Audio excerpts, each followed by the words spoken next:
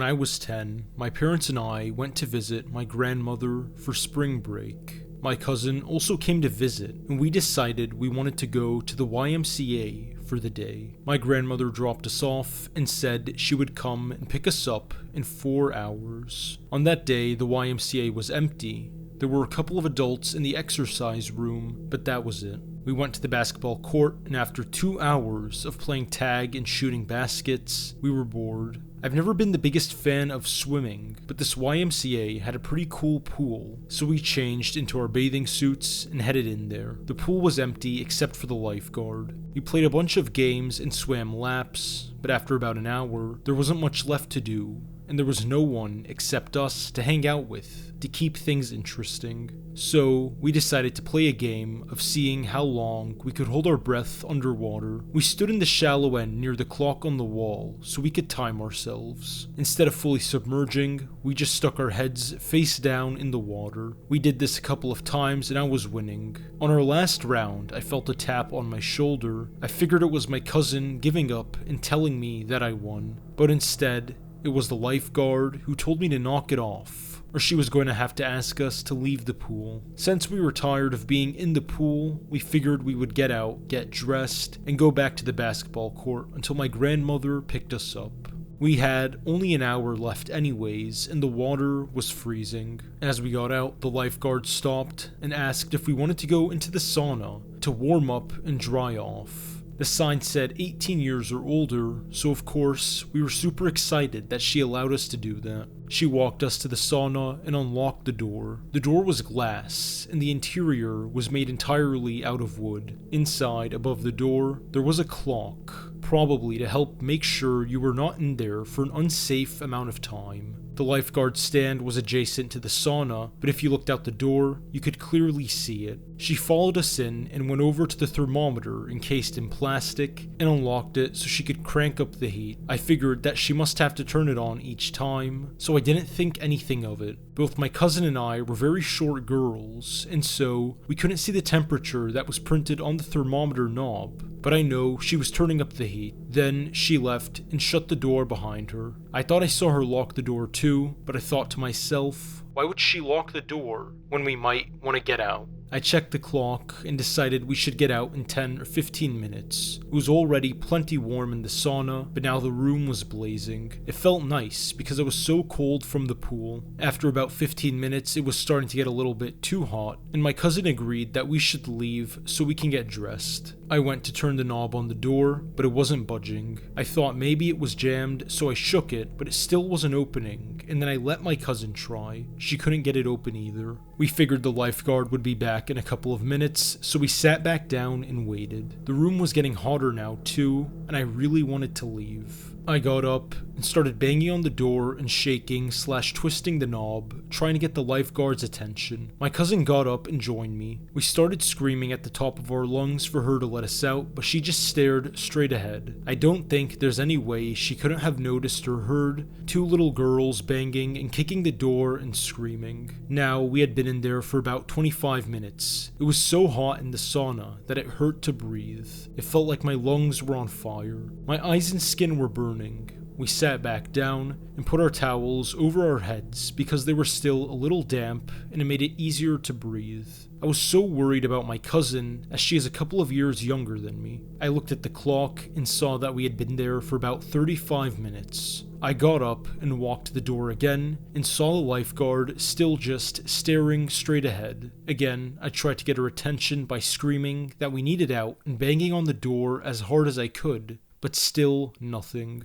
I was starting to get pretty dizzy, so I went to go sit back down, but the wooden seats of the sauna burned my skin. My towel was completely dry, so I put it underneath me to sit on. My hair was also dry, but I wrapped it across my face to cover my nose and squinted my eyes so that they didn't burn as bad, but I could still watch if anyone walked past the door. It helped a little bit. My cousin was laying face down with the towel over her head, not moving or saying anything, so I nudged her to make sure that she was still okay. She was, but I could tell that we really needed to get out of there soon. because she seemed a bit disoriented. It had been 45 minutes now, and I was extremely nauseous. There was no way the lifeguard would forget that we were in there, and I thought she would have come back soon. But there was this little voice in my head telling me that maybe she purposely locked us in there. Finally, a man walked past the door towards the pool, but for some reason, I just couldn't get up. My whole body was on fire and I felt so dizzy. Luckily, this man wasn't going to the pool. He wanted to be let into the sauna and came back with a lifeguard. I saw them walking this way and immediately jumped up to grab my cousin. I knew that now for sure she had locked us in there because she pulled out her keys to unlock the door and let the man in. I didn't want to take any chances of us being trapped in there any longer, so as the man was trying to walk in, I was trying to shove our way out. As we were going out, the lifeguard started trying to shut the door and push us back in. The man was clearly confused about what was going on and said,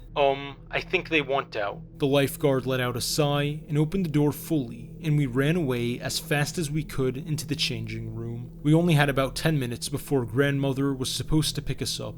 We were both so shaken by what had just happened that we didn't say anything to each other as we got dressed or on the car ride home. When we got back to the house, my parents were making us dinner, and I told them the story of what just happened. They thought I must have been exaggerating, and they didn't believe me. I truly think that woman was going to let us cook alive in there. The only bit of doubt that I have is what would have happened if we actually died. She obviously would have gotten the blame. What was her endgame? I'm 21 now, but I think about this interaction all the time. And when I'm in small spaces or I get too warm, I still have panic attacks. A few years ago, I worked at a small local pet store during college. I was one of the 2 women who worked there, and we didn't generally work at nights together. This store kind of specializes in saltwater fish and reptiles in particular, so it wasn't too odd to have newbie reptile or aquarium people, or people looking to just learn some more before actually getting a little companion. About a year into me working there, this one man would come in and start asking questions about the bearded dragons in particular. I humored him the first couple of times he came in and answered the questions for an hour and a half to 2 hours each time. But then he just kept coming in, not buying anything, not looking at other animals, refused to talk to my other coworkers standing right next to me. He was definitely a dude with a creepy vibe. But after about the 3rd time this guy came in and questioned me about bearded dragon mating habits for an hour, we all started getting uncomfortable. He knew my schedule because we were such a small store. I would call my friends and tell them to come hang at the shop while he was there because he was just so persistent about talking to me. And only about the bearded dragons, with the occasional, "Do you have a boyfriend?" or pickup line. I told him I wasn't interested each time and told him I had a boyfriend, even though I didn't. At first, we were all pretty forgiving, chalking it up to social awkwardness. But it started getting scary when he'd come in, look for me, not find me, but find my car and just hang around the shop. My boss/managers started telling me to hide out in our back employees only room when he'd come in. My friends were weirded out. I was getting uncomfortable around him, and my coworkers were actively trying to curb his enthusiasm for coming in. I ended up quitting that job. Around a month later, I'm watching the news with my dad, and oh buddy, we were in for a surprise. This same guy had been escorted off his ex's property in a local town by police, came back to the house the same night and murdered her. When she didn't show up for work, her coworkers called for a welfare check. Police get there. He answers the door and tells them his name is Zeus, lets the police in, and they found her in her bathtub on a tarp. They also found bloody plates, silverware, and pans in her sink. He had cooked and eaten parts of her heart, liver, and brain. He's still waiting for trial in our state, and his interviews/clips of news people questioning him with the police and escorting him to court are just bonkers. He tried to claim demonic possession at one point. He had previously murdered 2 people and been released from prison before moving to our area. Trust your instincts about the people you interact with. People are wild. This happened around 3 years ago when I was away on a school trip. This trip was for younger students. A few people from my year in school had been asked to go help look after the younger children. To give perspective, I was 14 when this happened.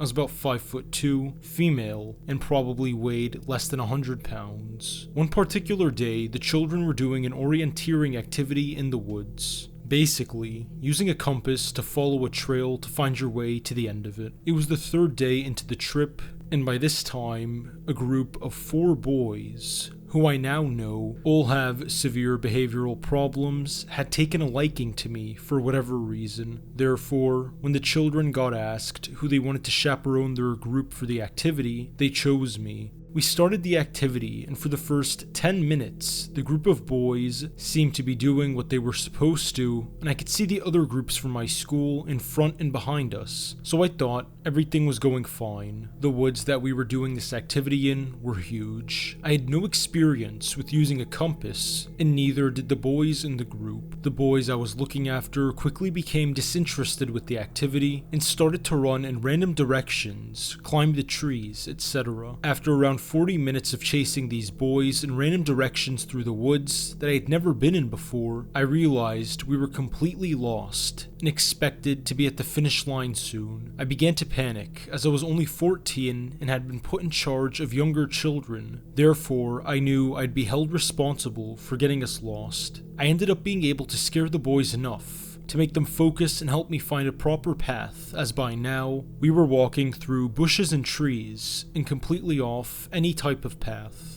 This is where it gets creepy. After walking down this path for about 10 minutes, I saw a clearing in the trees up ahead. I couldn't see what was in this clearing, so hoping it was an exit from the woods, I started jogging up to it, followed by the boys. As I turned the corner and got a better look at the clearing, I stopped dead in my tracks. It's hard to explain how I felt when I first saw this man. All I can say is that I have never felt so much danger before in my life. My whole body was completely glued to the spot, and I could feel the color drain from my face. In the clearing, there was a man sat on a bench. He looked to be around his mid to late 40s, slightly overweight, and looked homeless. He was balding, however. The hair he had left looked damp, as it was that greasy. His eyes looked glazed over, and his mouth sort of hung open. That's when I realized, on closer inspection, he had red stains all around his mouth. It's hard to describe this man, but the vibes I got from him was just evil. At this point, my fight or flight instincts kicked in. I spun around to see the boys behind me, who I had completely blocked out. They all looked absolutely terrified, as they had been stood behind me looking at this man too. I shouted run and sprinted past them as fast as I could. I can honestly say I've never ran so fast in my life. I could hear all the boys running behind me, and they were literally screaming bloody murder. I didn't even look back for a second, to be completely honest, and I was only thinking about myself in this moment and getting the fuck out of there fast. I knew the man was chasing behind us because the boys were screaming, "He's coming, he's behind us," etc. I don't know how the boys were shouting so much. All I could think of was my imminent death. Fortunately, the creeper was overweight and couldn't keep up with 5 teenagers who just got the biggest adrenaline rush of their lives. I'll never know what would have happened if we didn't run or if the man caught up with us, and I can honestly say I'm glad. We came across 2 elderly women walking their dogs about half an hour after the incident and managed to hitchhike a lift back to the camping grounds. I know this was stupid, but it was either sweet old ladies offering help or stay in the woods with the fat cannibal.